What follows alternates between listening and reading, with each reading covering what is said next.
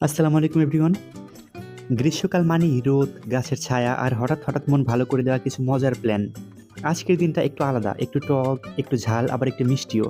কারণ আজ আমরা ক্যাম্পাসে সবাই মিলে করব কাঁচা আম মাখা। চলো শুরু করি আমাদের প্রিয় ক্যাম্পাসের কিছু চেনা এবং কিছু অচেনা রং দিয়ে। গ্রীষ্মের রোদে ঝলমল করছে আমাদের প্রিয় ক্যাম্পাস। সবুজ গাছপালা আর ছায়াঘেরা পথ যেন নতুন রঙে সেজে উঠেছে। আমাদের জাতীয় পতাকাটা কি দারুণভাবে উঠছে বাতাসে। ক্যাম্পাসে এলেই সর্বপ্রথম চোখে পড়ে এই দৃশ্যটা।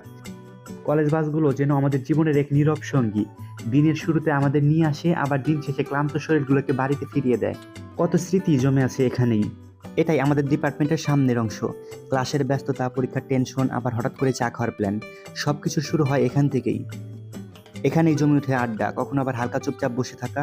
এই জায়গাটাই যেন আমাদের দ্বিতীয় ঘর। ক্লাস শেষে আমরা সবাই একঝাঁক পাখির মতো হই হই করে আম পাড়তে ব্যস্ত হয়ে গেলাম। এই গরমে কাঁচা আমই যেন সবচেয়ে বড় সুখ। এবং হ্যাঁ, এই যে কাসুন্দি, এটাই আমাদের আম মাখার আসল জাদুঘর। সবাই মিলে একটি ছায়াঘেরা জায়গায় গোল হয়ে বসেছি।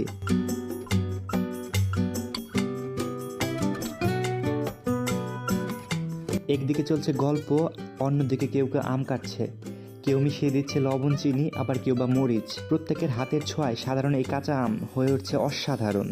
শেষমেশ সবার সামনেই বিশাল একটা থালা, টক ঝাল মিষ্টি তিনটারই মিশেল যেন এক একটা কামড়।